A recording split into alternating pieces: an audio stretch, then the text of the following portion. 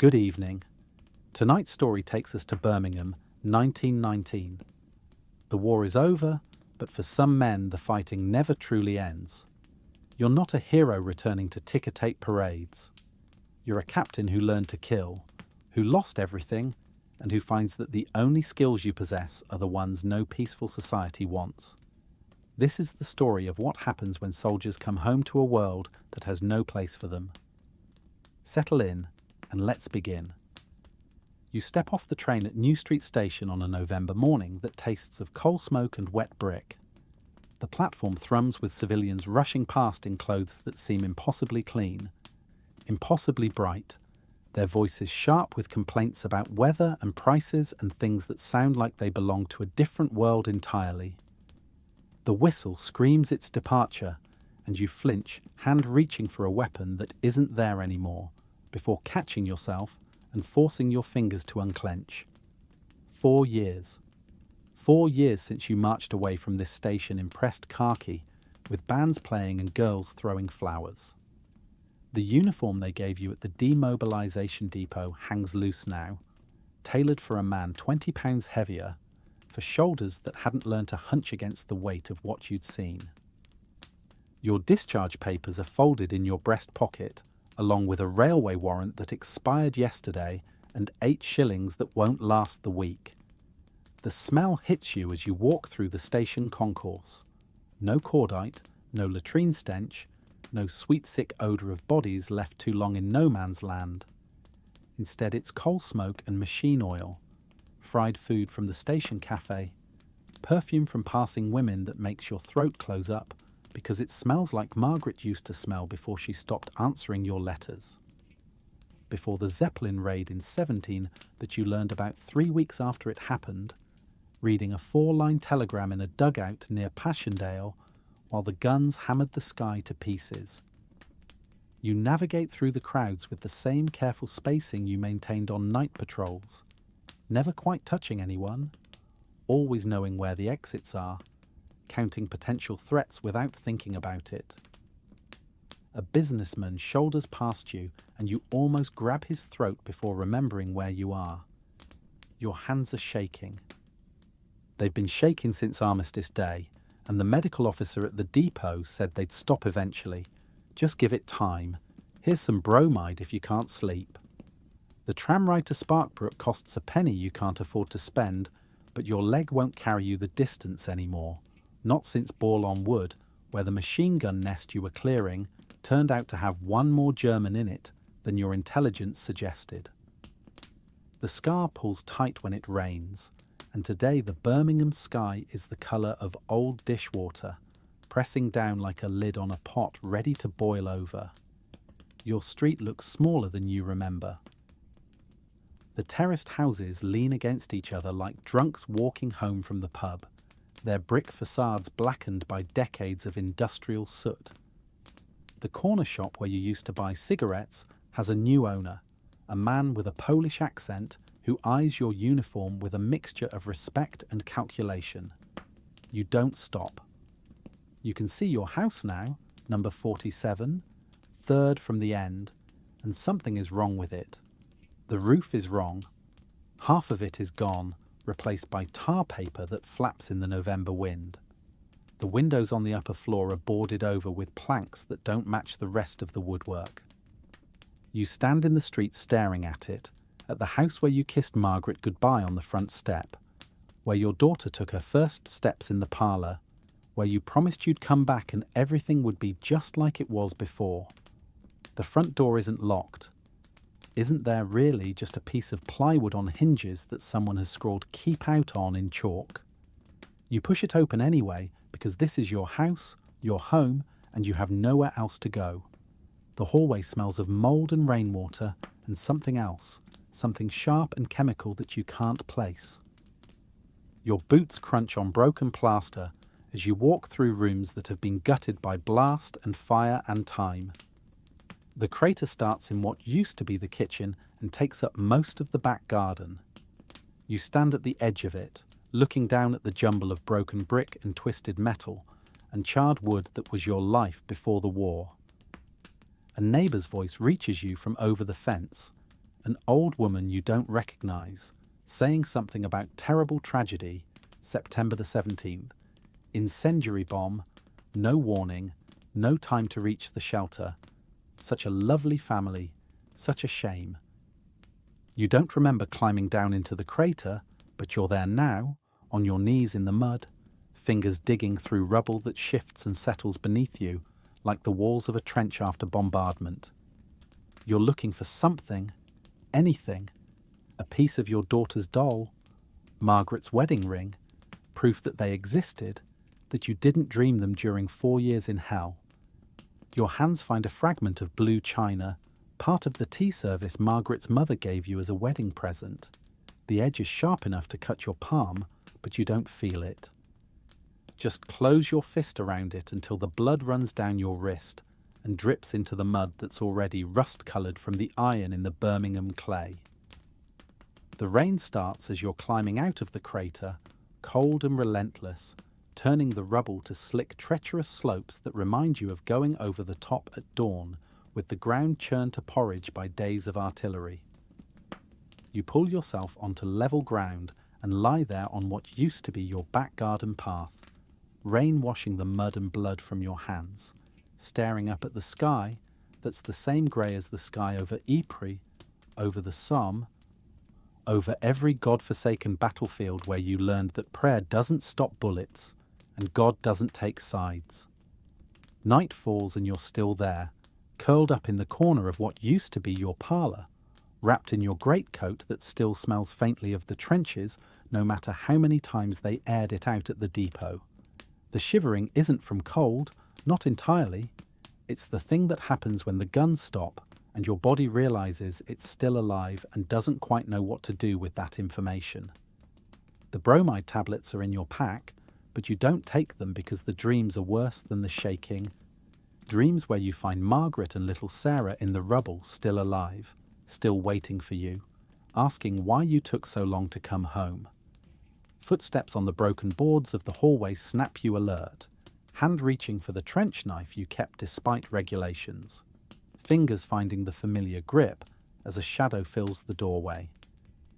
The voice that speaks is rough, familiar in a way that makes your spine straighten automatically. Thought I might find you here, sir. Corporal Davies, who held the left flank at Vimy Ridge when everyone else was falling back, who could strip and reassemble a Lewis gun blindfolded, who you watched bayonet a German officer in the guts with the same matter-of-fact efficiency he brought to peeling potatoes. He's thinner than you remember, face hollowed out beneath the flat cap he wears pulled low, civilian clothes hanging off his frame like they were borrowed from a larger man. Not sir anymore, Davies. War's over. Is it? Davies steps into the room, boots finding the solid floorboards with the unconscious care of a man who's learned to test his ground before trusting it. Funny, doesn't feel over. Feels like we just changed trenches. You study him in the darkness, seeing the familiar signs you've been trying not to recognize in yourself. The way he stands with his back never quite to a wall, the slight tremor in his hands, the way his eyes never stop moving, cataloguing threats, calculating distances, looking for the best way out if it all goes sideways. What brings you here, you ask, though you already know the answer. Same thing that brought you back to this ruin of a house. Nowhere else to go, nothing else to be. Heard you were back, thought maybe. Davies trails off, shrugs. Thought maybe you'd need some lads, for whatever comes next. Nothing's coming next. You push yourself upright, joints protesting. It's over. We go home, find work, become civilians again. Davies laughs, a sound like shale sliding in a trench wall. Tried that, sir. Captain. Went to the munitions factory, the one I worked at before. Told the foreman I was back, ready to start again. Know what he said? He spits on the floor. Said the women are faster, cheaper, don't drink on the job. Said maybe I should try the labour exchange. So you tried the exchange. Did that too. You know what they ask you there? what skills you have. What can I say? I'm good at killing, good at taking orders, good at not thinking too much about what I'm doing. Not much call for that in peacetime, turns out. Davies moves closer, and in the faint light from the street you can see his eyes, flat and cold as shell casings. But there's always call for men who know how to handle themselves, just have to know where to look. You want to tell him to leave, to find an honest job, to become the kind of man who doesn't wake up screaming about Delville Wood. But the fragment of blue china is still in your pocket, sharp edges cutting through the fabric, and the ruins of your life are all around you, and Davies is right. The war isn't over. It just looks different now.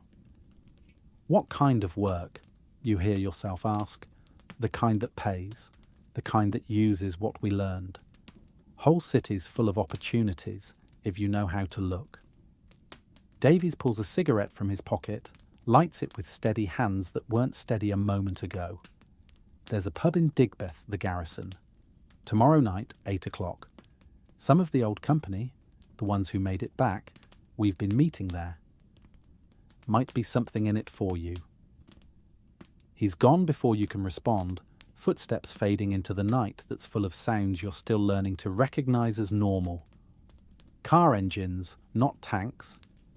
Factory whistles, not gas alarms. Voices raised in argument, not men calling for stretcher bearers. You spend the night in the ruins of your home, watching shadows move across the walls like the ghosts of everyone you've lost.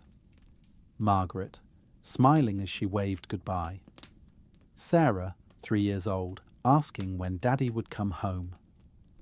The men of your company, faces you see clearer than the living. Sergeant Willis, who took a sniper round at Sanctuary Wood. Private Morrison, who went over the top singing and never came back. Lieutenant Chambers, who you had to shoot yourself when the gas got in his lungs and there was no other mercy to give. By morning, you've made your decision, though you're not sure when exactly it happened. Maybe in the crater, kneeling in the mud. Maybe when Davies mentioned the Garrison. Maybe 4 years ago in a training camp when they taught you how to kill and forgot to teach you how to stop. The labour exchange is in a building that used to be a school, now repurposed for the army of unemployed men who queue outside from dawn until the clerks give up and go home. You join the line because it's what you're supposed to do, what decent men do, men who aren't broken inside like machinery that's been run too hard and can't be fixed, only replaced. The clerk who sees you is young, too young to have served, with soft hands and a soft voice and eyes that slide away from your face when you mention where you've been. He has forms, endless forms, asking questions that have no good answers.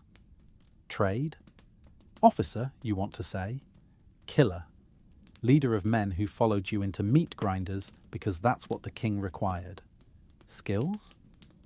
Reading terrain for killing zones. Organising firing solutions. Keeping men alive long enough to die for something that mattered or seemed to matter until it didn't. You say administration because it's close enough to the truth and won't scare him. He nods, makes a note, tells you there might be something in a factory office, filing mostly, 8 shillings a week if you can start Monday. You take the slip of paper with the address and know you'll never go there, can already see yourself in a dusty office filing reports while men who never saw a trench tell you about their importance, their contribution, their sacrifice of comfort for the war effort. The streets of Birmingham are crowded with men like you, walking with the same careful spacing, the same eyes that see too much. You pass them without speaking because you recognise the look, the set of the shoulders, the way they move through the civilian crowd like they're still on patrol in enemy territory.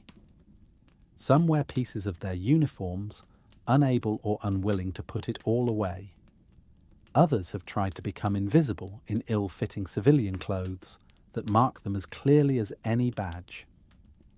You find yourself walking toward Digbeth without meaning to, drawn by something you can't name and don't want to examine too closely. The factories here run day and night, Great brick fortresses belching smoke that turns the afternoon sky the colour of old bruises. The men coming off shift move in shuffling lines, faces black with coal dust and machine oil, bent under the weight of 12-hour days that still pay less than what you earned getting shot at in France. The garrison sits on a corner where 3 streets meet in a tangle of cobblestones and tram tracks. It's a squat building with windows painted black and a sign that hangs crooked from one chain. Not the kind of place for family gatherings or Sunday roasts, the kind of place where men go to forget or to remember or to stop thinking about the difference. You're early, but you go in anyway, pushing through doors that stick with the accumulated grime of decades. The air inside is thick with cigarette smoke and the smell of spilled beer that's soaked into the floorboards. A few men hunker over pints in corners, dark enough that you can't see their faces, which is probably the point. The barman is old, too old for service, with the careful neutrality of someone who's learned not to ask questions. You order a pint with coins that leave your pocket lighter than you can afford and take it to a corner table where you can watch the door. Old habits, ones you tried to break at the depot and found too deeply carved into your bones. The beer tastes of nothing much, watered down and flat, but it's wet and it's alcohol, and it gives your hands something to do besides shake. They arrive in ones and twos as the evening darkens outside, men you recognise even before you see their faces. The way they move gives them away, the unconscious spacing, the eyes that check corners and exits. Davies comes first, nods to you without surprise. Takes a position at the bar where he can see the whole room. Then Williams, who was your sergeant before you got commissioned, his right hand missing the last 2 fingers from a trench mortar that fell short. He's followed by Jenkins, Morrison's cousin, and Baker, who you'd thought was dead until you see him walk through the door with a limp that suggests pieces of Passchendaele are still working their way out of his leg. Others follow. 12 men in all, though there were 200 when you shipped out in 15. Some faces are missing and you know without asking they're not coming back, not tonight, not ever. The ones who made it home to families that wanted them, the ones who took the pension and moved away, the ones who decided a rope in a shed was better than facing another morning. William slides into the seat across from you, his ruined hand wrapped around a pint glass. "Captain," he says, and there's something in his voice, something like hope or hunger, or maybe just the recognition that here, in this smoke-filled room with these broken men, you're still what you were before the world ended. Not a captain anymore. War's over, is what they tell us. Williams drinks, wipes his mouth with the back of his good hand. Funny though. Still feels like we're in it. Different terrain maybe, different enemy, but same fight. Davies joins you, bringing more beer, and the others drift over until you're ringed by familiar faces, made strange by the weight of everything they've seen and done.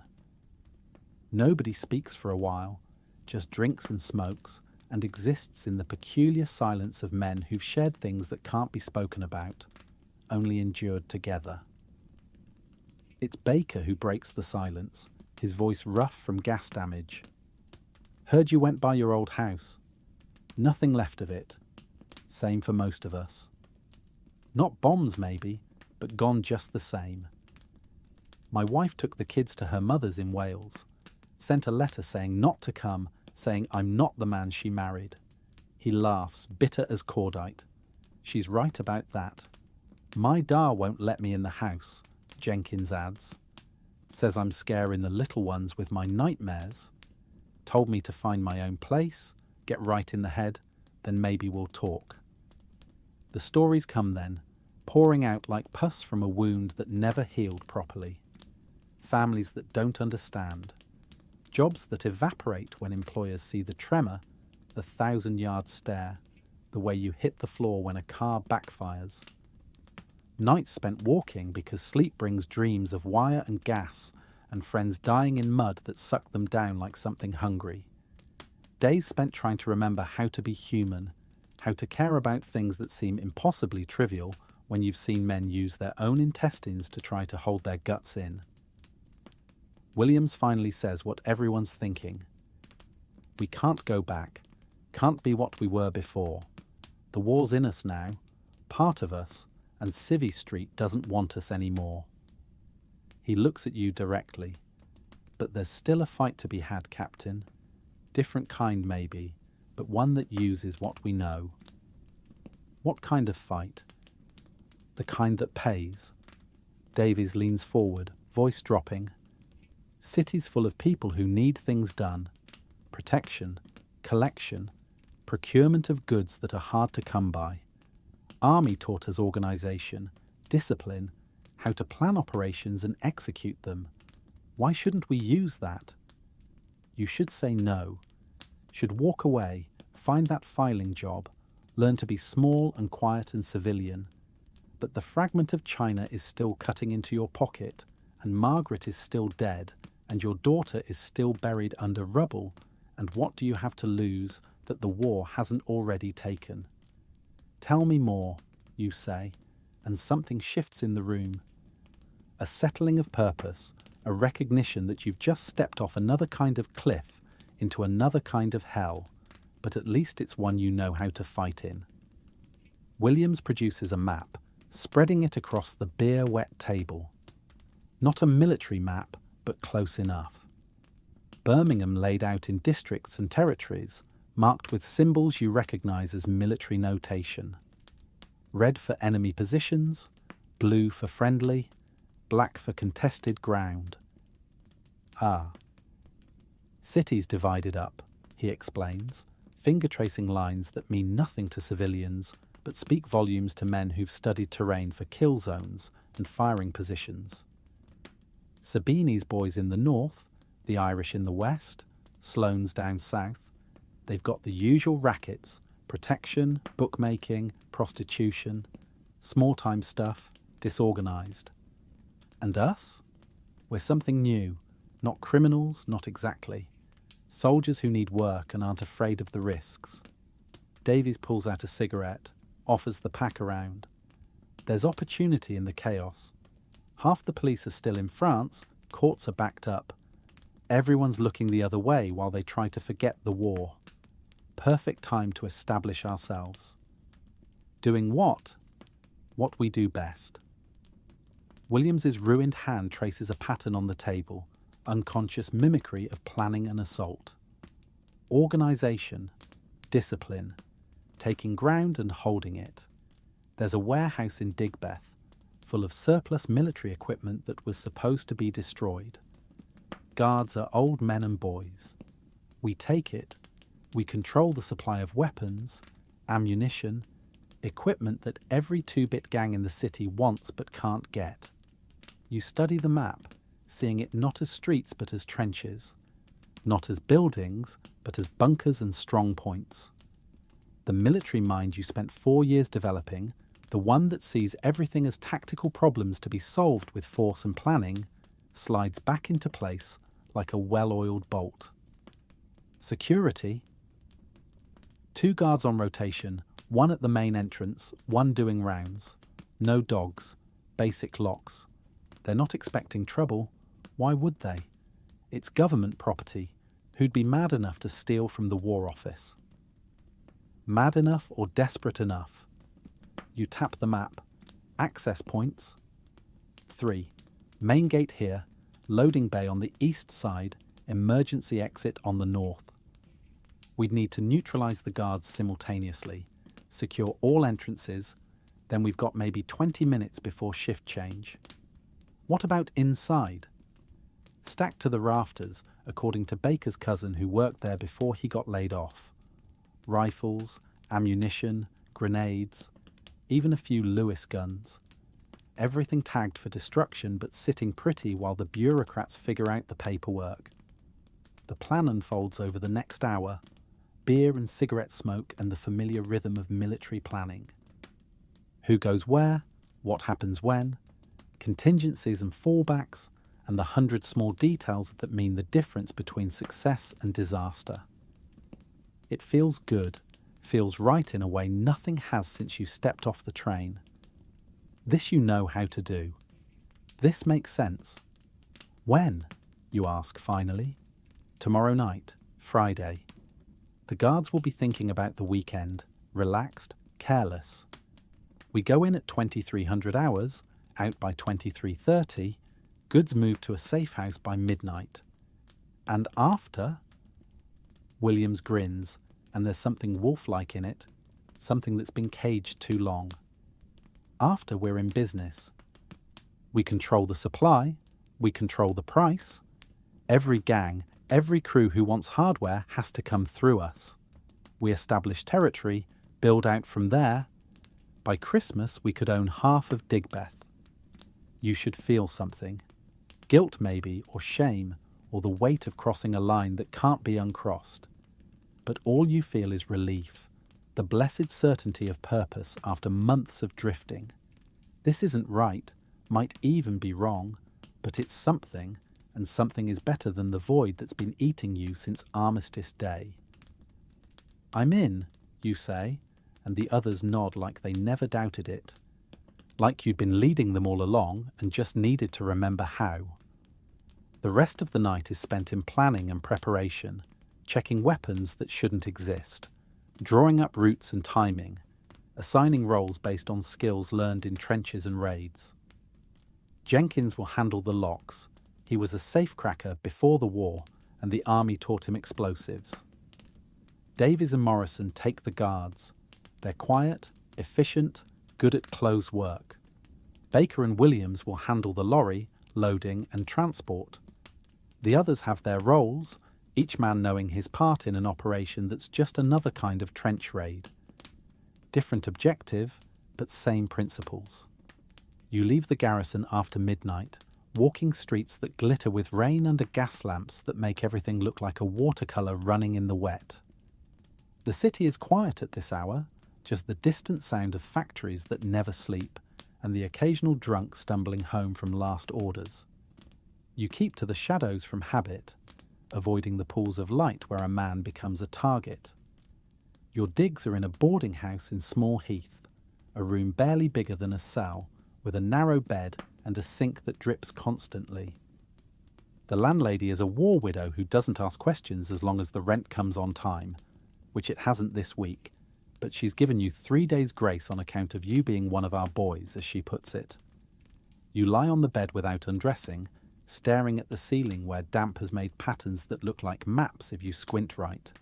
Tomorrow night you'll be a criminal, officially, legally. Tomorrow night you'll cross another line in a war that's already made you cross so many you've lost count. But at least it's a line with purpose, with direction, with men you trust at your back, and an enemy you can see. Sleep comes in fragments, interrupted by dreams of Margaret standing in the crater, asking why you weren't there, why you didn't save them. You wake before dawn, sweating despite the cold, and watch the grey light creep across the ceiling like gas rolling across no man's land. Friday dawns grey and cold, rain falling in sheets that turn the streets to rivers of coal-black water. You spend the morning walking, checking routes, timing distances, doing reconnaissance like you're planning a raid on enemy trenches. The warehouse sits in an industrial area where nobody works on Fridays. Half the factories shut down for lack of orders, the others running skeleton crews. Perfect for your purposes. You meet the others at a garage in Bordesley where Baker's brother-in-law stores his delivery lorry. It's a converted army truck, still painted in khaki beneath the weather and rust, big enough to carry a platoon, or in this case, enough weapons to supply a small war. The men arrive in ones and twos, wearing working clothes, flat caps pulled low, looking like dock workers or factory hands, nothing to draw attention. The tension is familiar, the tight coil of pre-battle nerves that you've learned to interpret as readiness rather than fear. You check your watch 15 minutes until you move out and go over the plan one last time, each man confirming his role, his timing, his fallback position if it goes wrong. Questions? You ask, and they shake their heads because they're soldiers, because you've told them what to do and they'll do it, because that's what they know, what they are. The drive through darkening streets is silent, except for the engine's rattle and the rain hammering on the canvas cover. You ride in the back with the others, watching through the gap as the city slides past. Shops closing, workers heading home, normal people living normal lives that seem impossible, alien, something you once knew but have forgotten the language of. The warehouse appears through the rain, a squat brick building with barred windows and a loading bay big enough for trucks. One light burns above the main entrance where the guard sits in his shelter, smoking, visible in the glow. You check your watch, 2300 hours exactly.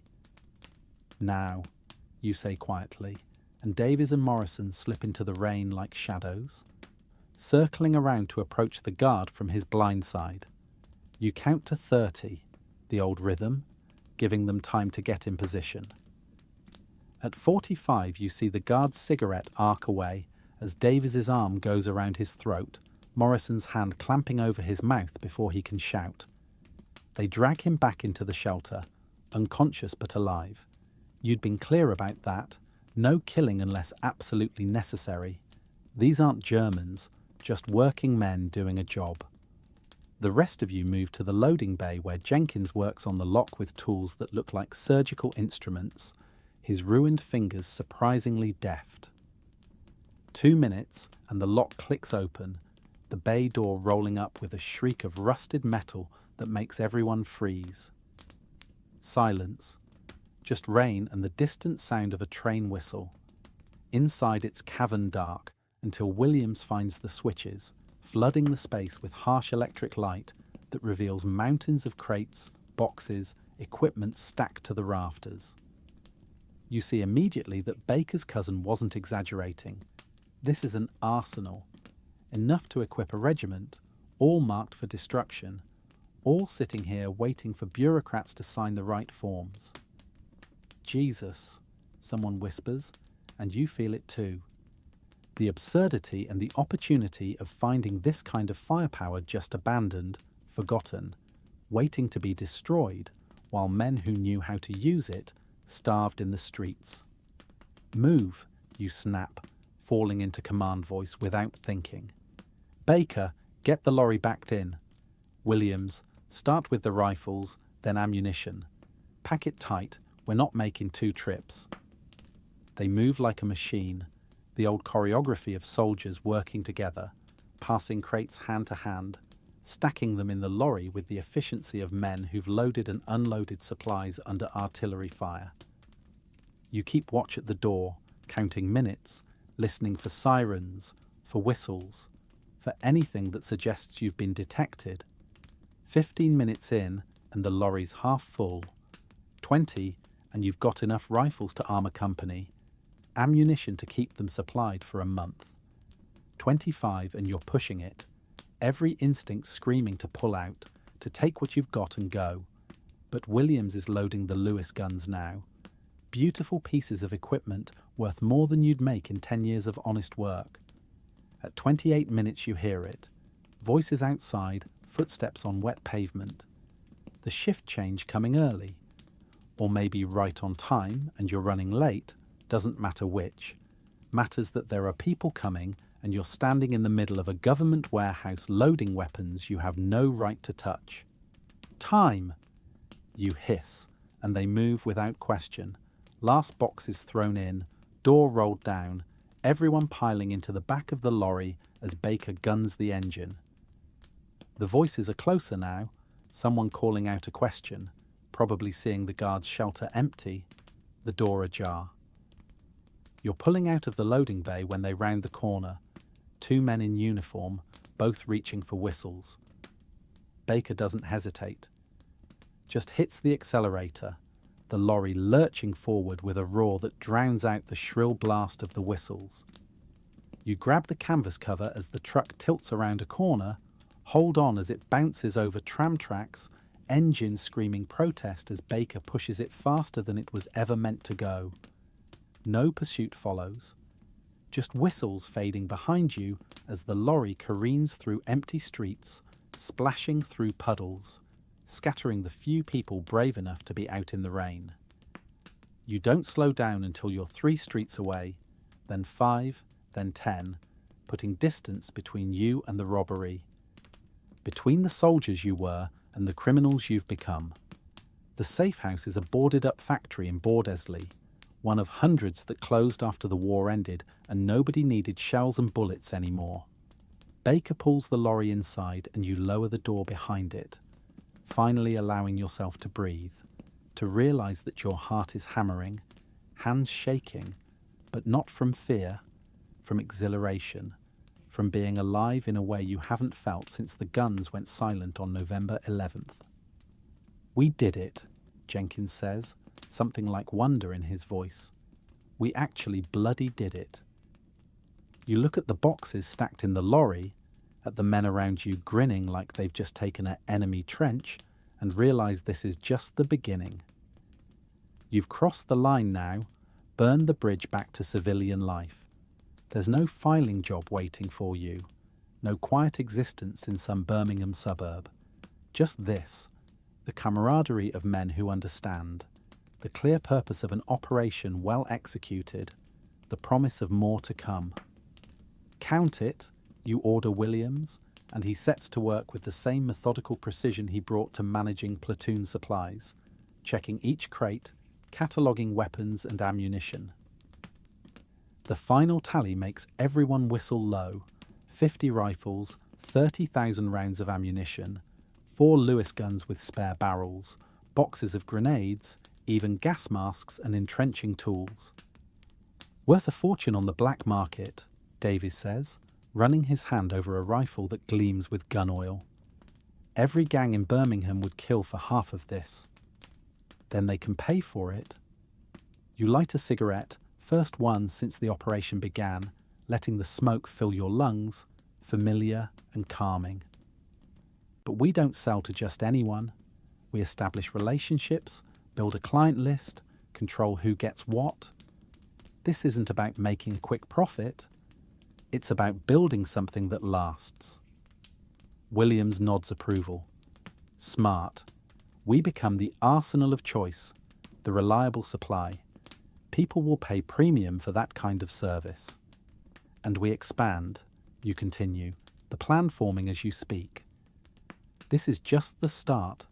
There's more warehouses, more depots, military surplus scattered across the city. We take it systematically, build up our stock, establish territory." "Territory?" Baker asks. "Can't run an operation like this without protecting it. We need safe houses, storage, distribution points, which means we need to control the streets around them." You stub out the cigarette. "Digbeth first. It's industrial, working class, the kind of place where people know to mind their own business. We establish there, then expand outward." "The Sabinis won't like that," Morrison warns. "That's their patch we'd be moving into." The Sabinis are old-school disorganised, making money off protection rackets and illegal gambling. We're something different, professional, disciplined, military-grade operation. They try to push back, they'll find out what happens when amateurs go up against professionals. You see it in their faces, the shift from doubt to belief, from men who've survived to men who found purpose again. This is what they needed, what you all needed. Not jobs, not charity, not pity, but a mission, clear objectives, the familiar structure of military hierarchy and purpose. The night stretches on as you divide the weapons, move them to different locations, establish the network of safe houses that will form your operational base. By dawn, you've created something that didn't exist before, an organisation, an enterprise, a force that will make Birmingham remember that its soldiers came home. And they're not going quietly into poverty and obscurity. You stand outside the safe house as morning light breaks through the rain clouds, watching the city wake up to a normal Saturday. Factory whistles blow, trams begin their routes, People emerge to start their days, unaware that overnight something has shifted in the balance of power in Birmingham's underworld. You've crossed over now, become something the civilian world fears and the underworld will learn to respect. The fragment of blue china is still in your pocket, but it doesn't cut as deep anymore. Margaret and Sarah are still gone, but you've found something to fill the void they left. Purpose, command, the weight of responsibility for men who trust you to lead them through this new kind of warfare. You pull your coat tight against the morning chill and walk away from the safe house. Just another working man heading home after a long night. Except you're not working class anymore. Not soldier, not civilian. You're something new, something dangerous, something this city isn't ready for but will have to learn to live with. The war isn't over, it's just beginning. The transition happens faster than you expect. Within a week you've moved from the boarding house to a flat above a pub in Digbeth. 3 rooms that offer more space than comfort, but crucially, multiple exits and a clear view of the street. The landlord asks no questions when you pay 2 months in advance with crisp pound notes that still smell faintly of gun oil. His brother was at Gallipoli, he says, and leaves it at that, understanding passing between you in silence. The first clients come through Davies, who has contacts from his time working the docks before the war. Small-timers mostly. Men who run protection rackets in Aston and need something more persuasive than fists and bicycle chains. You meet them in the back room of the garrison, William standing silent by the door while you negotiate prices that make their eyes water, but which they pay anyway because there's no other source, no other supplier who can deliver military-grade weapons with the discretion you offer. A Webley revolver goes for £15, nearly 4 months' wages for a factory worker. A rifle costs £25. The Lewis guns you keep for yourself, too valuable and too traceable to risk in other hands. Word spreads through the underworld's whisper network. The soldiers are dealing, and what they're selling is the real thing. Not the rust bucket knockoffs that usually circulate through Birmingham's black market. By the second week, you've expanded the operation. Jenkins has recruited his old safe-cracking crew, men who can open any lock or safe in the city. Baker's cousin brings in a dozen dock workers who can move merchandise without asking questions. Morrison finds ex-soldiers willing to work as enforcers, men with the same hollow eyes and steady hands, grateful for employment that doesn't ask them to pretend the war never happened. The money flows in steadier than you expected. Pound notes and half-crowns that Williams counts with the precision of an ammunition clerk, recording everything in a ledger that would do any quartermaster proud. You split it according to rank and contribution. More for those who take risks, less for the support crew, everyone getting something, nobody left behind. It's not altruism, just good tactics. Men fight better when they know they're valued, when they trust their commander to look after them. The first real challenge comes on a Tuesday morning when 4 men in expensive suits walk into the garrison looking for whoever's running the new operation. Sabini's crew, Davies tells you quietly, here to discuss territorial arrangements, which means they want a cut or they want you gone. You meet them in the same back room, Williams and Davies flanking you, the weight of the Webley in your belt, a comfortable pressure against your spine. Their leader is a man called Rossi, smooth-faced and pomaded, with hands too soft for real work and eyes that have seen violence but never delivered it personally. He speaks with the careful politeness of someone making what he thinks is a reasonable offer. You pay them 20% of your take, they make sure the police don't hear about your activities, everyone profits, everyone stays healthy. No, you say simply, and watch his smile tighten. I don't think you understand the situation. This is Sabini territory, has been for years. We don't appreciate newcomers making moves without permission. War's over, you reply, borrowing Davies's phrase. Territories change hands. That's how it works. Rossi leans forward, dropping the pretense of friendliness. We've got 50 men, connections with the police, the courts, the politicians. You're what, a dozen ex-soldiers playing at gangsters? This won't end well for you. You study him for a moment, seeing not a threat but a tactical problem to be solved. Your 50 men, what are they? Bookies, pimps, leg breakers who learn to fight in pub brawls. We're soldiers who learn to kill in France. Your connections mean nothing when bodies start piling up. You threatening us? Stating facts. You stand, and Williams and Davies move with you, a synchronized movement that speaks of countless drills and shared danger. This is our territory now. You want a war, we'll give you one, but remember, we're trained for it, equipped for it, organized for it. Your boys know how to rough up shopkeepers. My boys know how to take objectives and hold them against superior numbers. The tension hangs thick as cordite smoke for a long moment before Rossi stands, straightening his suit with hands that aren't quite steady. You'll regret this. Maybe, you concede, but you'll regret it more. They leave and you exhale slowly, hand relaxing on the pistol grip you'd been gripping through your coat. Williams moves to the window, watching them pile into a Morris that gleams with chrome and fresh paint, a display of wealth that means nothing when the shooting starts. They'll come back, he says. Let them. You return to the table, to the maps spread across its surface. We knew this was coming. Time to show Birmingham what happens when professionals go to work. The preparation takes 2 days. You scout Sabini operations across the city, identifying their key locations, gambling dens in Dudderston, protection rackets in Saltley, the garage in Bordersley, where they store their vehicles and, more importantly, their records of who pays and how much. Military intelligence gathering applied to criminal enterprise, noting guard rotations, weak points, access routes, timing patterns.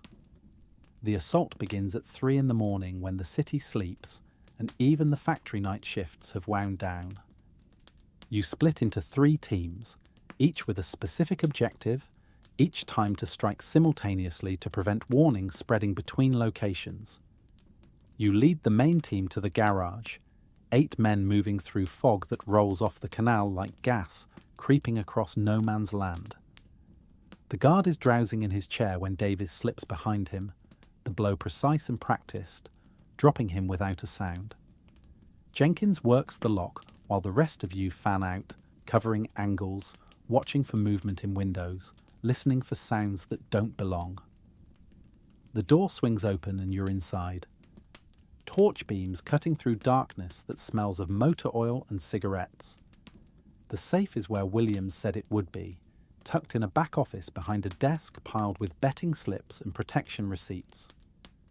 Jenkins approaches it like a lover, running sensitive fingers across the dial, ear pressed to the metal, listening to tumblers that speak a language only he understands. 5 minutes and it swings open, revealing stacks of pound notes, ledgers documenting Sabini's empire, and a collection of compromising photographs that probably serve as insurance against cooperative police officers and politicians. You take it all. The money to fund your operations, the ledgers to know who's paying and how much, the photographs as leverage for when you need official eyes looking elsewhere. Then you pour petrol across the floor, the sharp smell mixing with oil and wood, strike a match and watch flames race across the ground like artillery barrage, creeping toward enemy lines. The other teams report similar success through the network of runners you've stationed across the city. The gambling den in Dudderston stripped and burned, the protection collections interrupted with prejudice, the message clear and unmistakable. The Sabinis no longer control this territory. Retaliation comes faster than expected.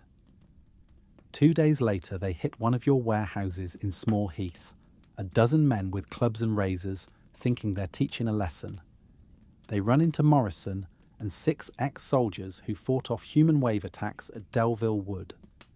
The fight lasts 3 minutes and leaves 5 Sabini men bleeding on the pavement, the rest fleeing in disarray while Morrison calmly calls for medical assistance. Professional enough to leave witnesses who can spread the word about what happens when amateurs challenge professionals. The war escalates through December, tit-for-tat exchanges that leave the newspapers full of sensational headlines about gang violence sweeping Birmingham. But you're winning, slowly and systematically, taking territory block by block, establishing control through superior organisation and ruthless efficiency.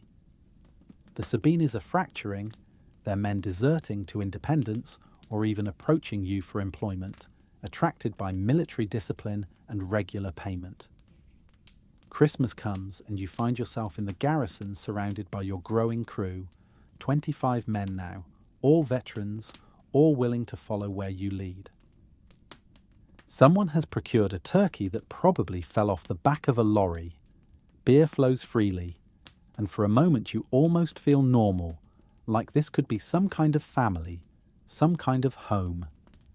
But the moment passes when Jenkins raises a toast to absent friends, and everyone drinks in silence, remembering faces that won't be at any table again, voices that have been swallowed by mud and time, and the vast machinery of war that chewed up a generation and spat out the fragments.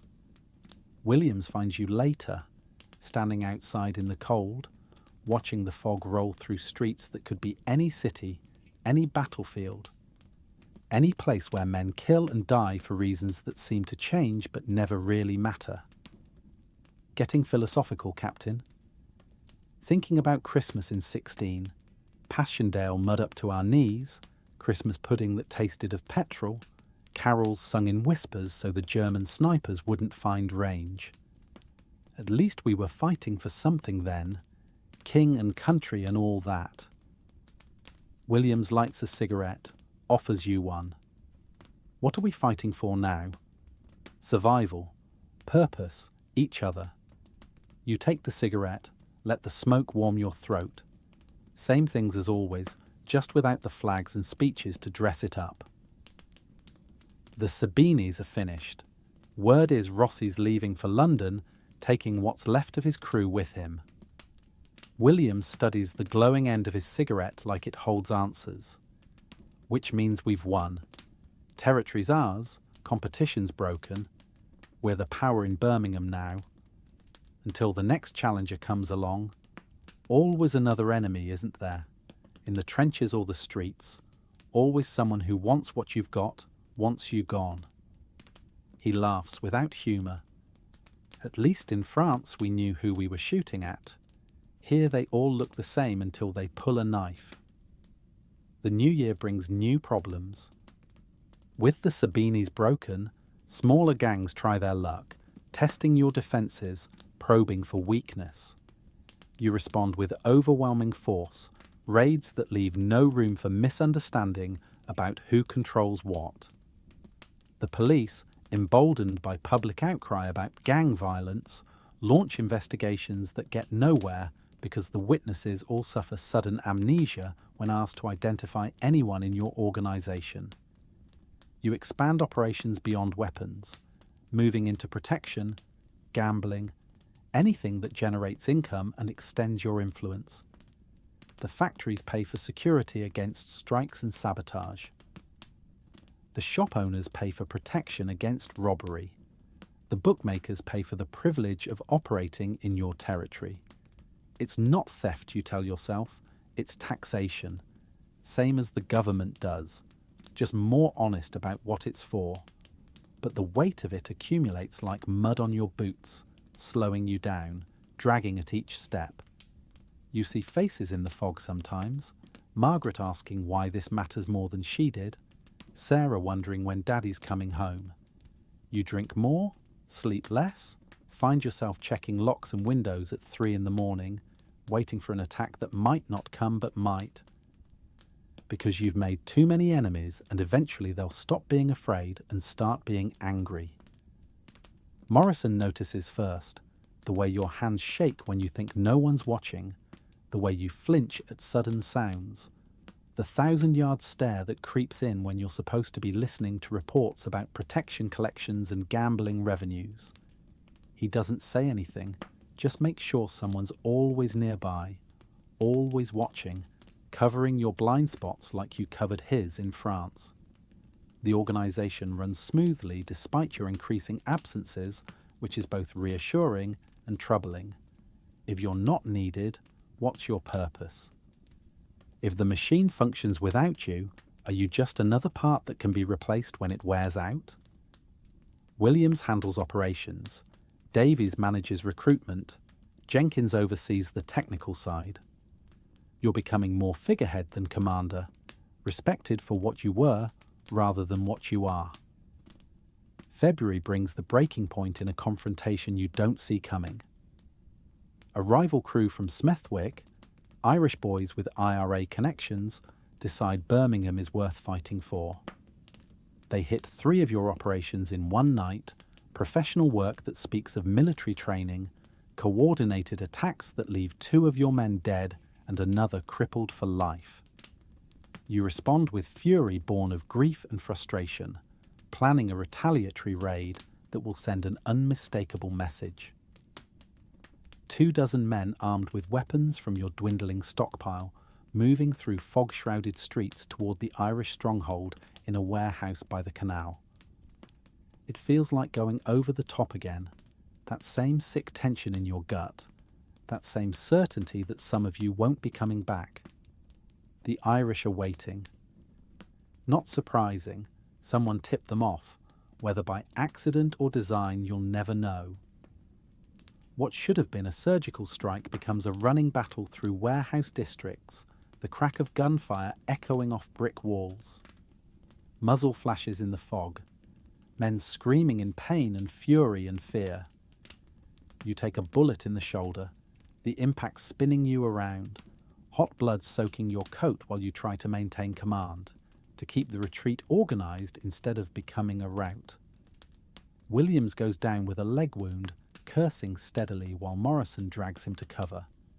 Davies holds the rear, buying time with precise rifle fire that speaks of too many hours on shooting ranges learning to kill at distance. By the time you make it back to safe territory, you've lost 5 men dead, 7 wounded, and the Irish are still dug in, triumphant, emboldened. You collapse in the garrison's back room while someone who claims to have medical training digs the bullet out with whiskey for anaesthetic and a knife sterilised with flame. The pain is clean, pure, almost welcome after months of the duller ache that's been eating you from inside. Williams limps in while you're being bandaged, his leg wrapped in cloth already seeping red. "We lost," he says flatly, no accusation, just statement of fact. "We survived." Is that enough anymore? He lowers himself into a chair, face pale. We started this to matter, to use what we learned, to be something other than forgotten veterans begging for scraps. But look at us now. We're criminals, pure and simple. Men are dead because we wanted territory and profit. Men are dead because this city doesn't give a damn about its soldiers, because we came back to nothing and had to make our own way. By becoming what we fought against? By spreading violence and fear? Williams shakes his head. Maybe we should have just taken the filing jobs, the factory work, learned to live small and quiet. Could you have done that? Really? The silence that follows is answer enough. You couldn't have gone back, couldn't have pretended the war didn't happen, couldn't have become men who cared about punctuality and performance reviews. The war made you into something that doesn't fit in the peacetime world, and all you could do was find a place where that something was useful, even if that place was outside the law. Recovery takes weeks, your shoulder stiff and aching, Williams's leg healing crooked so his limp will be permanent. The organisation fractures in your absence, men drifting away to other crews, opportunities, or simply giving up and trying to find legitimate work. By March, you've lost half your strength, territory shrinking, revenues declining.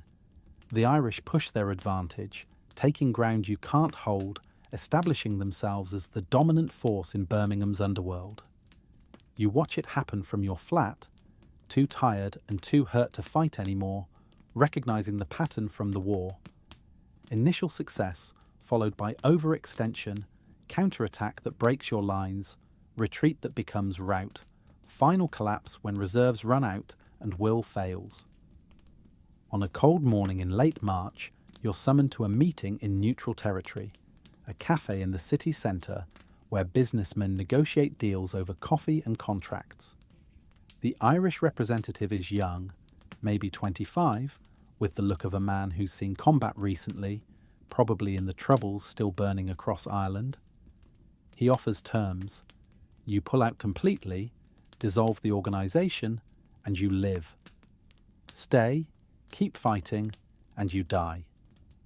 Simple, clear, military efficiency applied to criminal enterprise. You accept because there's no choice, because you're broken and tired and can't remember why any of this mattered in the first place. The Irish shake your hand, professional respect between soldiers who understand the game, who know that today's enemy might be tomorrow's ally, that this is just business, just war by other means. Williams and Davies and Morrison take it hard, seeing surrender as betrayal, as throwing away everything you built together. But they're tired too, worn down by the endless fighting, the paranoia, the weight of doing things that peacetime society says are wrong, but which seem necessary when you've been to war and learned that morality is just another casualty. The dissolution happens quickly. Arms are sold off to the Irish at pennies on the pound, territory handed over without fight, men scatter to other crews or straight life, or the kind of drinking that ends in the canal.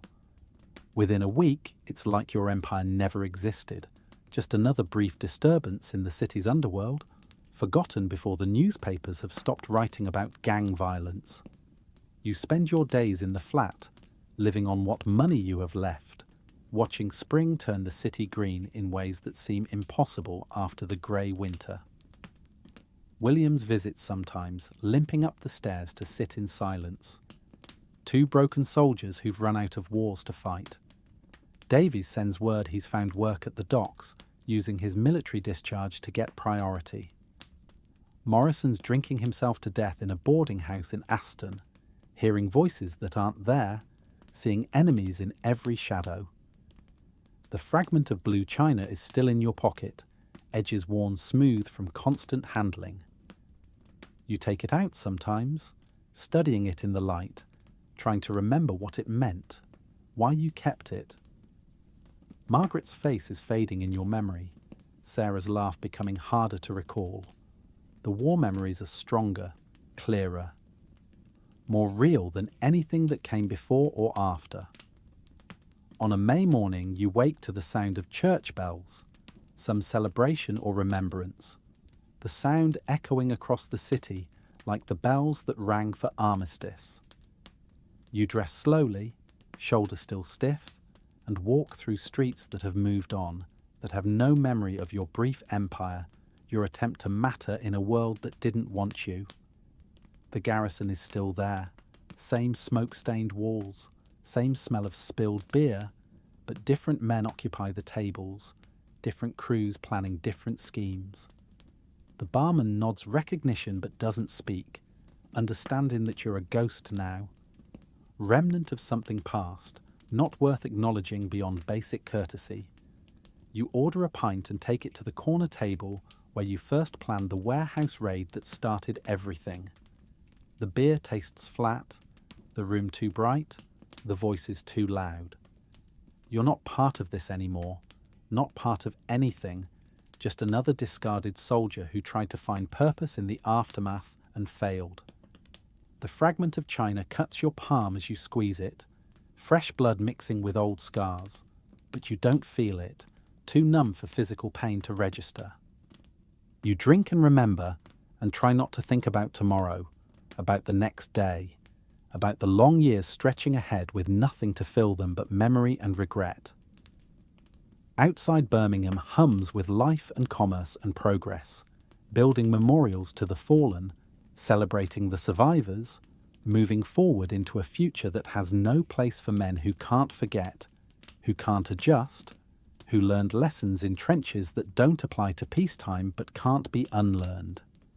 You're a ghost in your own city, haunting streets that knew you briefly and forgot you quickly, carrying pieces of the past that cut you every time you reach for them, but which you can't let go because they're all you have left of who you were, what you tried to become, where you thought you might find redemption, or at least purpose in the ruins of everything you lost. The empire you built is ashes now, scattered by wind and rain, and the relentless march of time that cares nothing for soldiers or criminals or men who tried to matter in a world that moved on without them. All that remains is you, broken and forgotten, waiting for something that will never come, some call to purpose that doesn't arrive, some meaning in survival that refuses to reveal itself. The war is over,